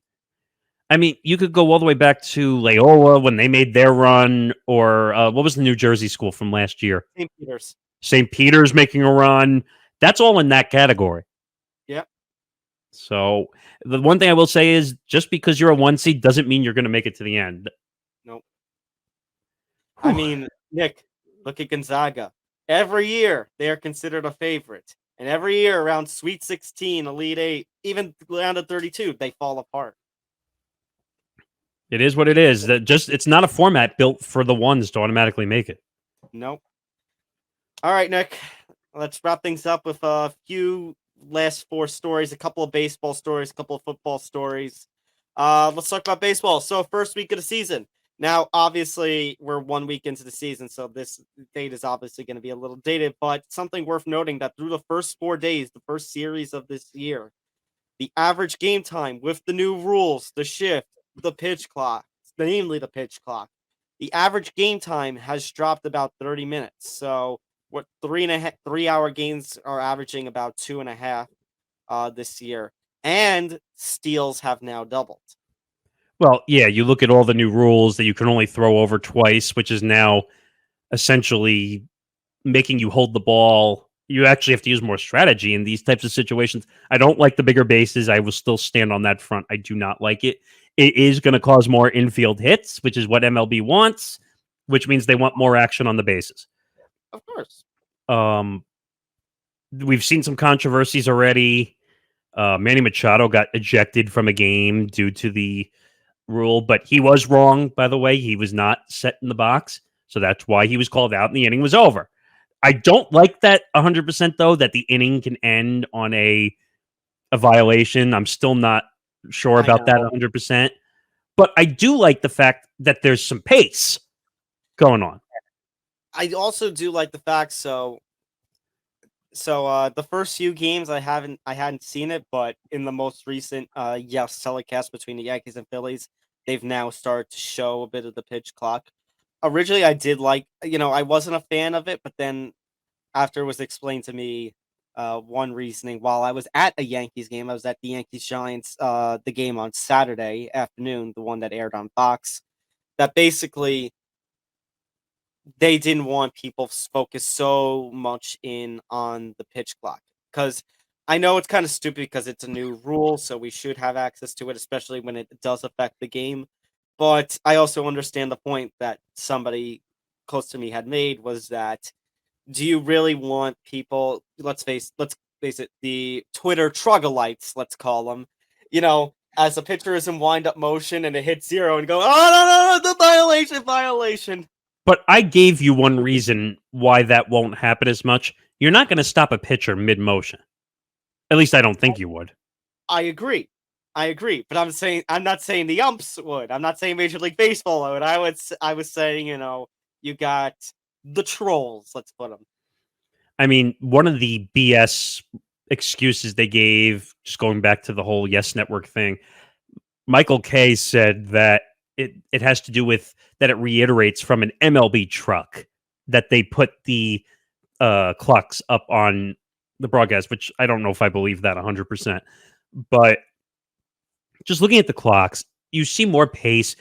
The guys are not thinking up there at the plate. You're seeing actually more home runs than we were expecting. You're seeing more hits. Now, part of that has to do with the shift. I know Johnny is upset. He's a baseball traditionalist, where he wants... Yeah. I will say, because I should talk about it, because I went to the Yankees Giants game. So it was my first time seeing a game live with the pitch clock. Now, the game I went to was a little bit of an exception because it still lasted about 3 hours, because you had Clark Schmidt and I think it was Alex Cobb on the mound for San Francisco, and both guys got rocked by and not rocked in the traditional sense, but rocked in that both guys got worked over with foul balls. So they had some long at bats they went through, some 6, 7, 8, 9 pitch at bats. So by the time 4th, 5th inning came around, both guys were already up to 75, 80 pitches. They didn't last. I mean, So it went 3 hours anyway. But in terms of the pacing of the game, fine. I yeah. didn't feel like it made a difference between, when I went to the game last Saturday and the previous time I went to a Yankee game, which was in 2018. I didn't feel any difference. Right. And I guess it stops some of the walking around the plate or the pitcher walking around the mound. Of course, now we're seeing BS joke pulls where, hey, my pitch comm's not working. Reset the pitch clock. I mean, there are going to be legitimate times where the pitch comm doesn't work, because that's what happens when you introduce technology into a sport. Right. But yeah, there will become a point where it's like, okay, is there really an issue, or are you pulling our leg? Now, I think the rule is that the umpire actually has to grant that, if I'm not mistaken, still. Yeah. And then I saw a picture of... and that's why Machado got ejected, by the way, is because he had called for time and was not granted it. Because, that's another rule. I don't think they have to... Well, even They before the rules, they didn't have to grant it. They never. There were... I'll say now, very rarely was it ever denied. It was very rarely ever denied. But there have been points where technically, the umps had it in them. But because it was very, they were lenient, or because it was never really there, they never did it. There is actually footage, I think, Nick, of a minor league baseball game where the ump orders the batter to get into the box, and he doesn't after strike one, and then he goes 2. Yeah. 3, out. Yeah. He calls the strikeout when the guy's not even in the box. Right, because again, MLB's enforcement was time management. So now that we have the time management factor, now it's enforced. I mean, are there times if something legitimately gets in your eye and you can't see? I mean, there's things like that, or I don't know, maybe something comes flying out of the stands or something, or I don't know. You have some bullpens that are down the line and feel that the baseball gets loose. You could have those issues. But there's one that stood out to me, which I didn't agree with, and it was in the Mets-Marlins game where Jeff McNeil hits a foul ball, and Pete Alonso is going back to first base, and they call a strike on Jeff McNeil, and the reason that's given is he's too slow going back to first base. In other words, the batter suffers because of the base runner. That I agree. That's BS. Like, the umpires were basically told, you have to take command of games, which I don't like. You want to call the violations when they happen? Yes, call the violations if they happen. But don't give the umpires power. That's not a good thing. That's going to affect games. Well, I want to see, Nick. Now, I only have seen Yankee games so far this year, so I haven't really seen it. But I want to see, Nick, what happens the first time we have a replay review. How long that game goes and how long the replay review takes. Because it goes back to the conversation we said last week about how they're trying to penalize the bat boys and the bat girls when the umps, meanwhile, will take 2-3 minutes on a replay review that should last just like 10-15 seconds. Right. And I know they put a rule in place now where they're actually, when a play is over, I think you have, 10 seconds or something? Less, because they don't want people reaching for the phone in the dugout and saying, tell me what the play call is. And I'm just like, I thought that ruined the game, by the way, because I think if you're not going to do the phone, then you need some sort of two-way device, like a light in the dugout that tells the manager, yeah, you need to challenge that. Oh, no, I don't like that at all. I don't think they should have any ability to check it. If you think that it's out or it's safe, you have to make the challenge. That's it. Well, I'm saying that the video person in whatever team we're going to say, they have to do it in real time. Not that they get a chance to check it. They have to do it in real time. Say, oh, they know that's wrong. Right. That's essentially what I'm saying. That they literally have to say, all right, he was out or he was safe. Challenge. That's it. You can't have time to... That ruins the whole game. Like, that takes the strategic ability out of managing a game. The only thing I'll say to argue that is that you get the time in the NFL. Well, sometimes you get the time in the NFL, and that's when you see the other team racing up to the line to try and get the next play off to ensure that they don't challenge. Of course, most of the time they will allow the flag to come flying out, even when the ball gets snapped. Right. I was going to say, so that's the only thing is that the NFL allows for time. So maybe MLB should get some time too. Now I understand maybe not 30 seconds like staying on the phone, but they got to have some sort of leeway. No, my favorite was like in the dugouts, like they go to the umpire, time, and then they're looking over at the guy calling. And I'm like, that's such a ridiculous thing. Like, come on.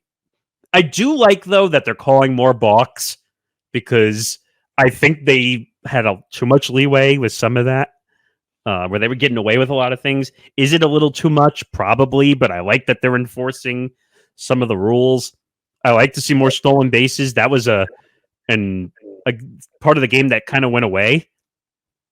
And fantasy, not that they care about fantasy, but that's actually going to make games closer, having more stolen bases. Mm-hmm. So, I don't know. I know a lot of people are up in arms about the shift situation.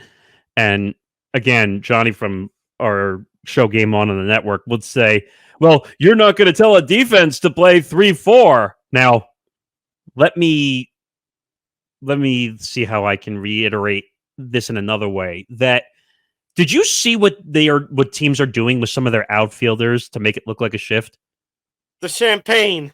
Yeah. So I'm seeing the right fielder being pulled in to make it look like a shift.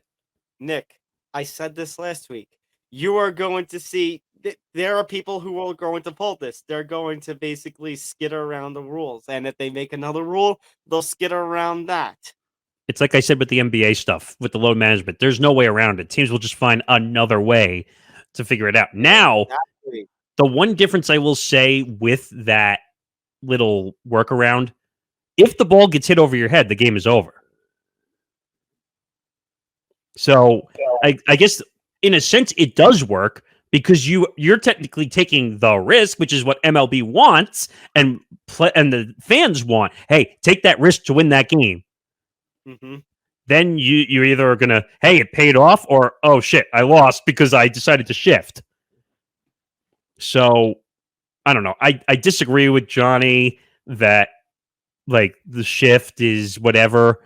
Like there was too many balls being hit into short right field.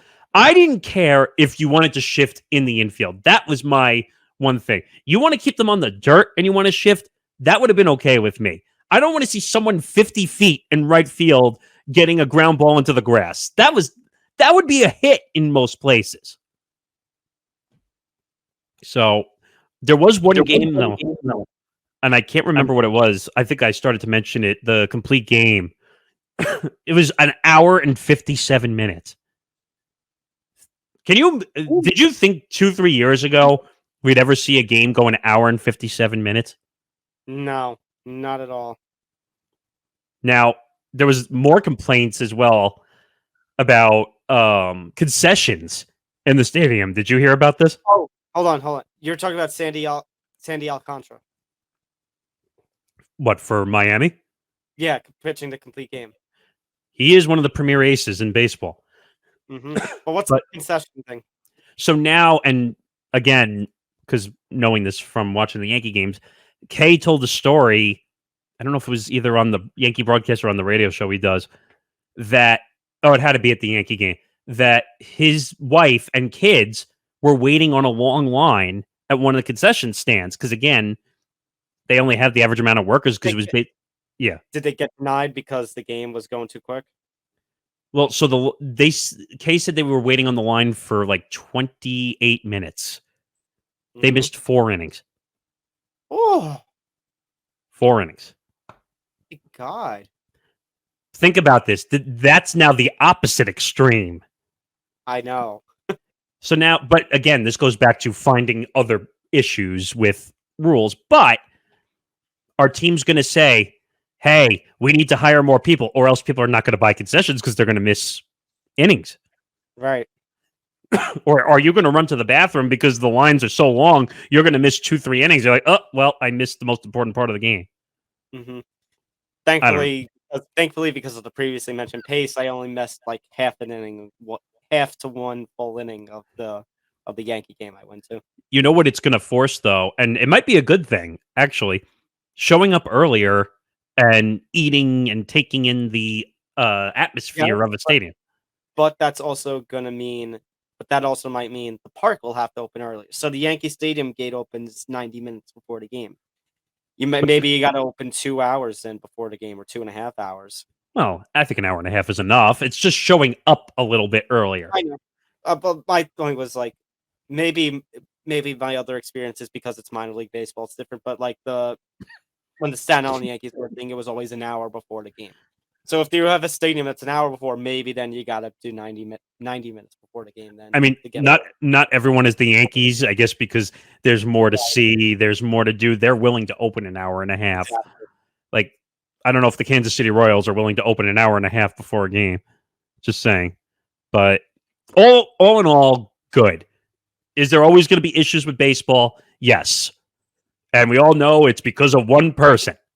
Okay? Oh, where is he? Where is he? There you are. That.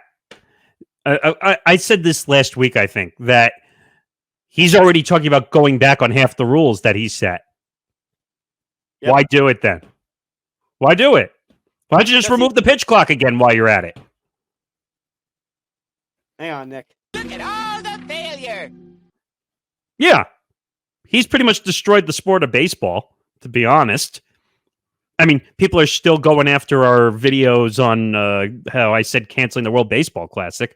It's all because they're not willing to admit to themselves that it's a horrible contest. Nick, you know my feelings. I know, but whatever. All right, what do we got here? What else? Okay. Something worth mentioning, just a little weird story. So there are actually 2 teams that still don't have the radio teams traveling. So obviously, when COVID hit, all the radio teams stopped. They basically started calling the games either, at the stadium or in studios. Yeah. So the Angels and Blue Jays still don't have their radio teams. They're the only 2 MLB teams that don't have their radio teams back on the road. And Nick, maybe it's just because we have John Sterling as the Yankees fan, but we've seen the importance of having your radio crew on the road. Well, what's unbelievable about just a second on the John Sterling situation, he still managed to call games from at home.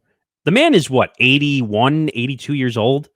Something like that, yeah. Now, I totally understood that because the man is got health issues, from what I understand. He missed a game for the first time in, I don't know, was that last year or was that during COVID? But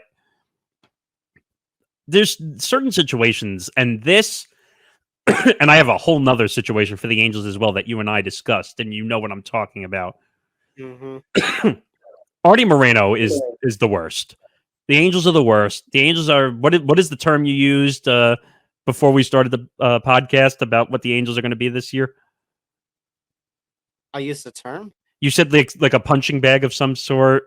Oh, that basically, whenever we need to crap on a team, whenever we need to make fun of the team, it's just the Angels. Right. So, and then there was a whole nother thing. I'll get to the Blue Jays in a second, but you saw the whole thing with Sam Blum from The Athletic, right?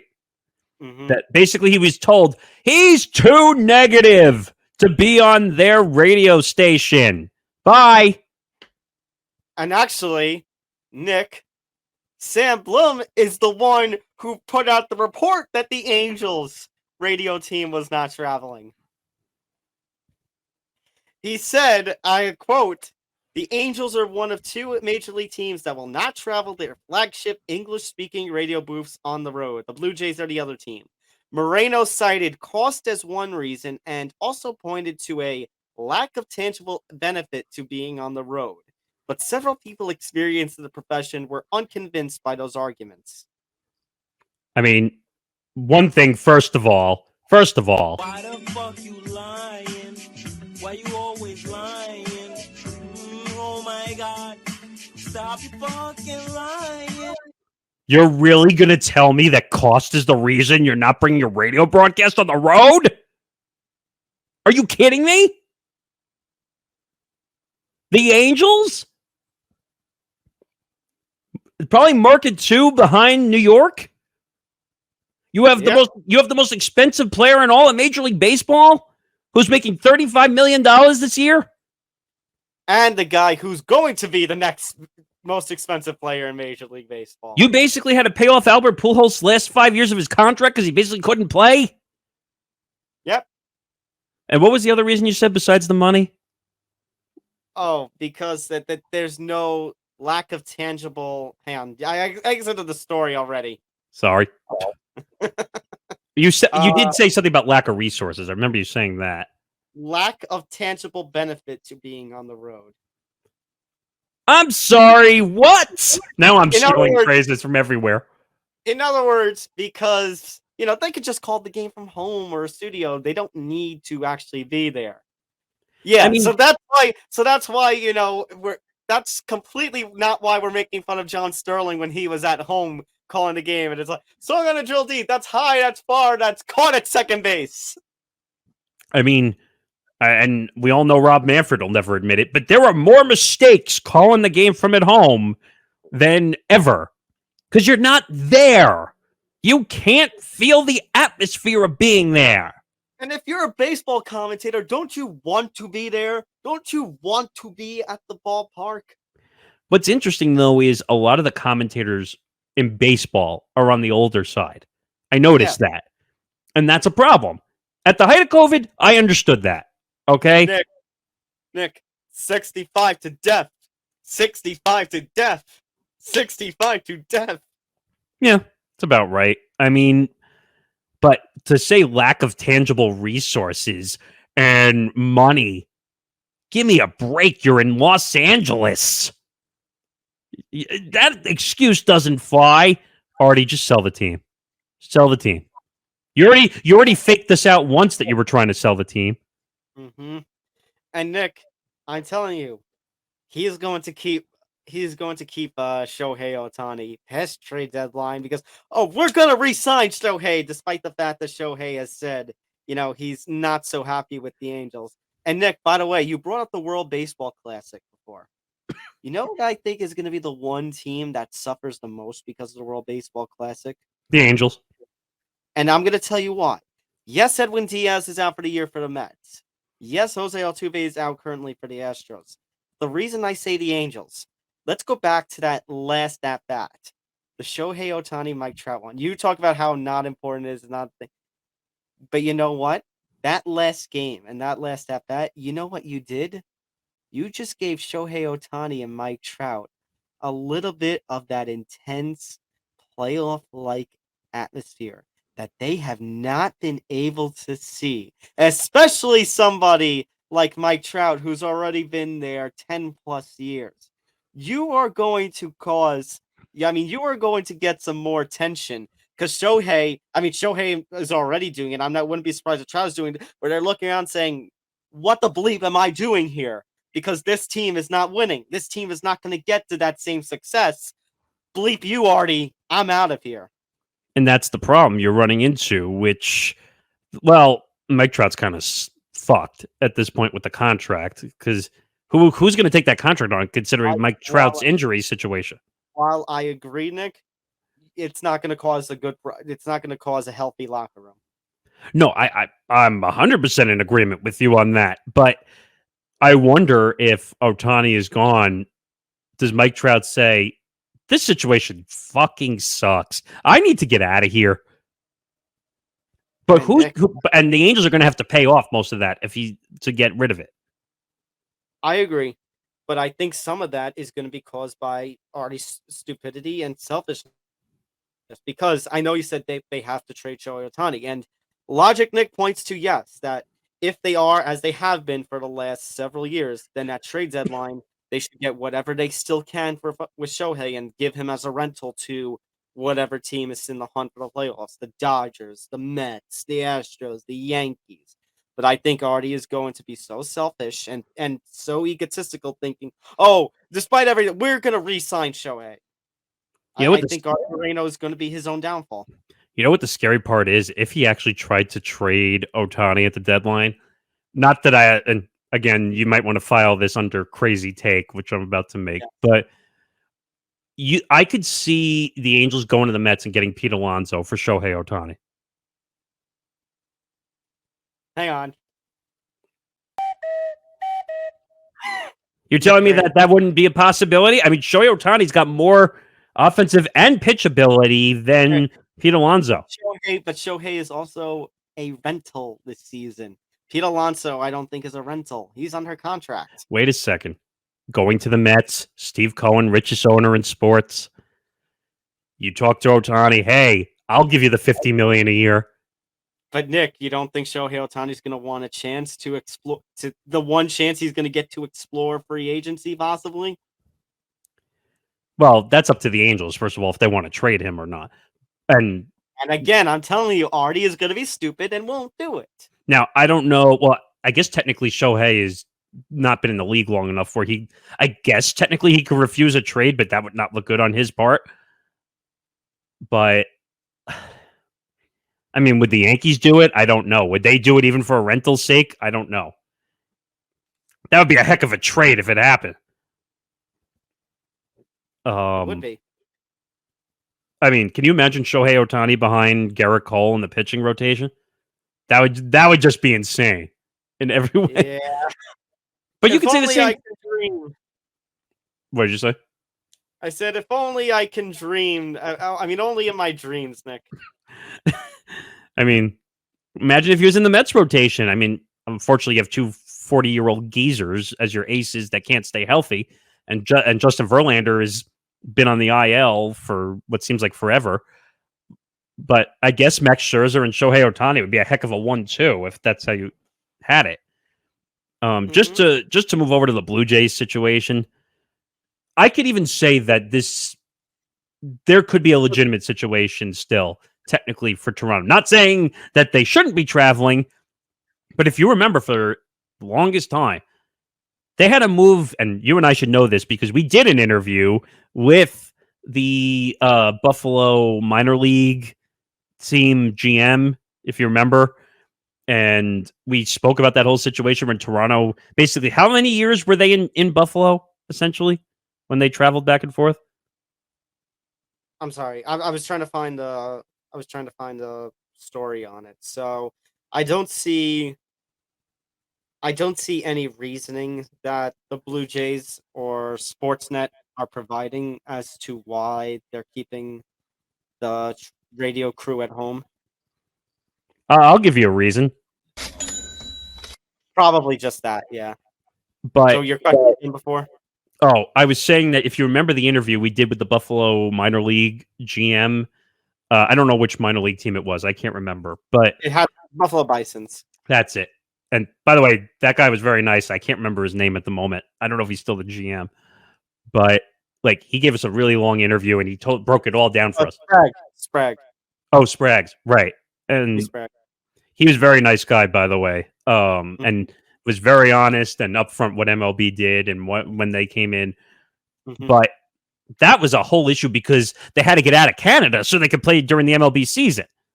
Right. Now, I guess you can make some excuse that but those rules have been relaxed.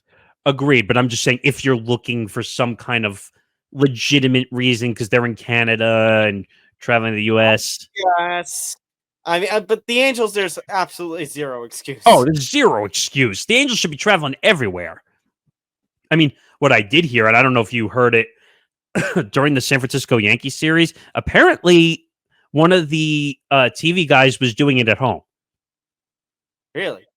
I found that out like a couple days ago.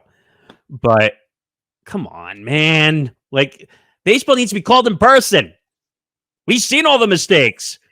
And did you see, I don't know if you saw this the other day, when the Blue Jays were doing their broadcast, a fire alarm went off while they were doing the game. Yeah. Yep. And they didn't do anything. It was just going off in the background. All right, no problem. We'll just keep calling our broadcast in the studio. Beep, beep, beep. I'm the one too. Beep, beep, beep. I was just like, see, that's the curse of doing it in the studio. All right. Where are we going? Last couple of stories are football related. So we already talked about one trade with the NFL draft, and that the Chicago Bears traded the number 1 pick to the Carolina Panthers. And now we've got rumors that the Titans might be looking at the number 3 pick in the draft. Now, I think this is. I think before you, because I know you'll read the story. The one thing I will say, I think this is related to Derrick Henry. The number 3 selection currently belongs to the Arizona Cardinals, while Tennessee owns number 11. This is just information around the league. So what's interesting, Nick, is you got Carolina, who most likely is going to take C.J. Stroud or Bryce Young, with Houston taking whoever is left over. Arizona doesn't need a quarterback that we think of. Arizona's got Kyler Murray right now. Tennessee, I guess, like you said, maybe they've ultimately decided that Ryan Tannehill just is not the guy anymore. Well, but then again, they've got Malik Willis, who they just got in last year's draft. So, are one of those two going to be traded? I know you brought up. I know what you brought that maybe the Titans are going to ship off Derrick Henry. There have been rumors that maybe he gets shipped off this offseason because they're not a winning team, and Derrick Henry, getting up there in terms of both age and in terms of value, that maybe they decide to ship him off. Tannehill, by the way, is in the last year of his contract. And he has a $36.6 million cap hit. Tennessee, Malik Willis. So Willis struggled as a rookie, failing to throw a touchdown in 3 starts. They brought in Joshua Dobbs. Do you remember? I actually had forgotten about that. That Tannehill went down for the final stretch, and they had to bring in Dobbs. The Titans hired a new GM. So this is going to be an interesting situation. Again, this is just all talk around the league, but it's something to keep note of. It's all the rumor mill stuff. Yeah. And then you've got Jalen Carter. So we haven't really touched on Jalen Carter much on the show. We've touched on his legal issues. I think Game On touched on him quite a bit. Was it this week or last week? I think it was last week. Yeah. So Jalen Carter has reportedly stated. So Jalen Carter is one of the best defensive tackles in this coming class. He was supposed to be a top draft pick, and then of course came his current controversy in which it wasn't a it was the car crash. It was a car crash and basically pleading not guilty. I was trying to think of the term. So car crash while his blood alcohol content was high, and he basically it ended up with a person being killed. Yeah, so it's the whole legal matter, trying to deal with it. And then you have a comment that, hold your headphones for this one as I play this. Oh. But this comment on the screen.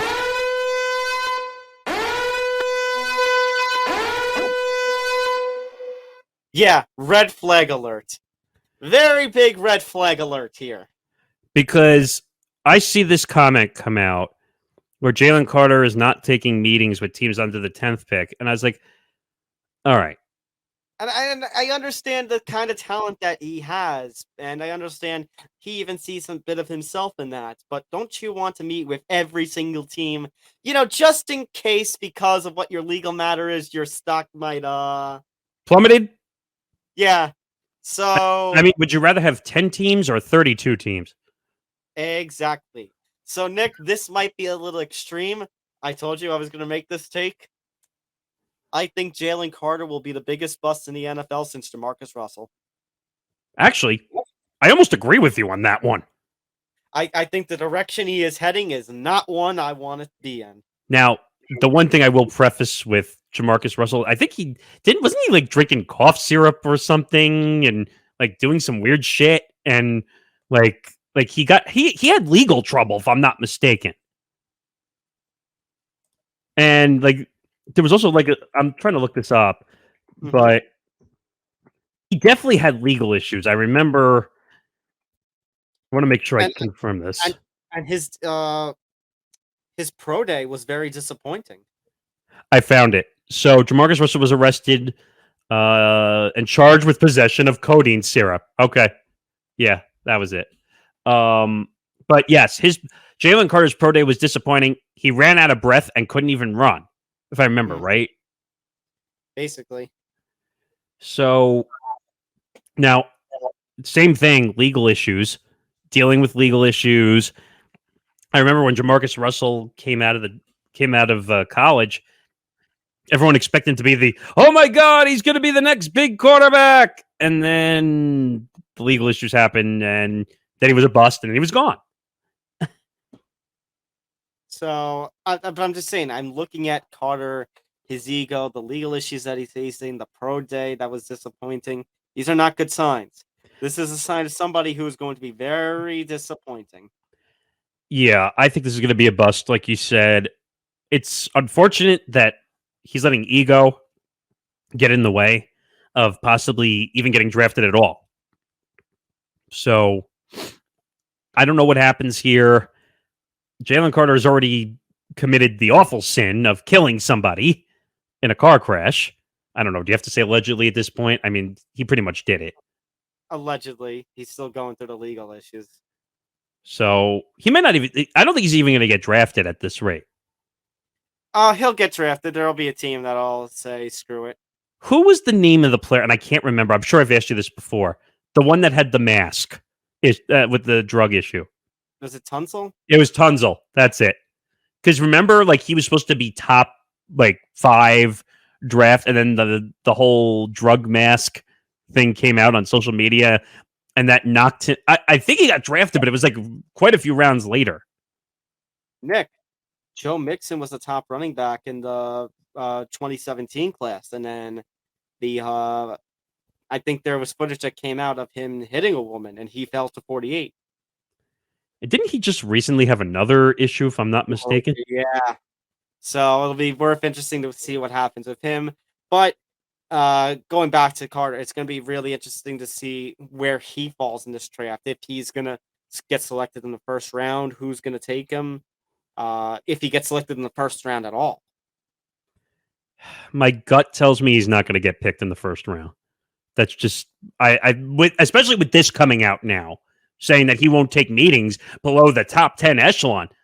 What do you think that tells the other 20 plus teams? That I don't want to play for you. Yeah, and when you tell teams, I don't want to play. All right, bye. We'll go to the next guy that actually wants to play here. Mm-hmm. All right. You're right. You're right though. This is Jamarcus Russell. All right. Speaking of bust, I think this episode has busted already. We did a 2-hour one. It's been a long time since we've done this type of episode. Thanks, WWE. Thanks, Vince. Thanks, Ari. I can't even say thanks Dana because Dana had nothing to do with this. Well, he's guilty by association now since they're both colleagues. So right. I guess that's pretty much it, right? Make sure you follow us on social media at ETB Sports, Facebook, Twitter, and Instagram. Follow us at the Empty the Bench Podcast Network at ETB Network, Facebook, Twitter, Instagram, and TikTok. YouTube.com/ETB Network, ETBpodcast.com. Also, make sure you follow us across podcast platforms. Let's see, Acast, iHeart, Spotify, Stitcher, any podcast platform that you want to listen to this podcast, you can listen to it.